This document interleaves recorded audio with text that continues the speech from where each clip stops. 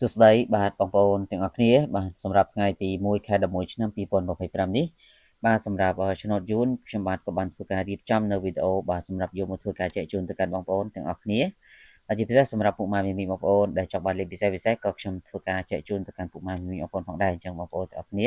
កុំភ្លេចជួយចុច follow page ម្នាក់មួយហើយចុច like ចុច share ទាំងអស់គ្នាបាទបងប្អូនពុកម៉ែមីមីសម្រាប់ថ្ងៃទី1ខែ11សម្រាប់ឆ្នោតយួនថ្មីវេលាម៉ោង 10:35 នាទីព្រឹកនេះសូមបងប្អូនពុកម៉ែមីមីលេងខ្ទង់40និងលេងខ្ទង់50បាទចំពោះខ្ទង់40នេះសូមយក47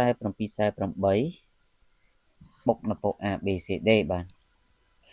ហើយចំណែកខ្ទង់50វិញគឺសូមបងប្អូនលេង58 59បាទសម្រាប់ធ្វើការផ្សងសំណាងនៅម៉ោង 10:35 នាទីព្រឹកសម្រាប់បងប្អូនដែលចង់បានលេខពិសេស VIP ម៉ោង1កន្លះគឺបងប្អូនទាំងអស់គ្នាគឺយើងមានលេខបុកប៉ុស្តិ៍គឺលេខដូច2គ្រាប់បុក2ប៉ុស្តិ៍សេវាត្រឹមតែ 80000 រៀលទេបងប្អូនដែលចង់បានលេខអាចធ្វើការឆាតជួបពេកទាំងអស់គ្នាសម្រាប់ម៉ោង4ក៏ដូចគ្នាគឺយើងមានលេខដូច2គ្រាប់បុក2ប៉ុស្តិ៍បានសេវា 80000 ដូចគ្នាអញ្ចឹងបងប្អូនទាំងអស់គ្នាកុំឲ្យខកខានអាចធ្វើការឆាតជួបពេកដើម្បីយកលេខទៅលេខទាំងអស់គ្នាបាទហើយសូមបញ្ជាក់គឺបងប្អូនឆ្នោតចេញចំហើយទើបយកសេវាតាមក្រោយគឺមិនតម្រូវឲ្យបងប្អូន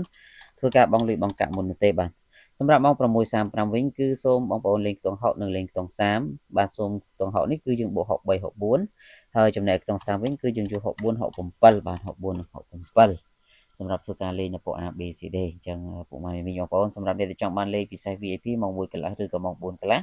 សូមបងប្អូនធ្វើការឆាតជួបពេកទាំងអស់គ្នាបាទសូមអរគុណសូមគោរពលា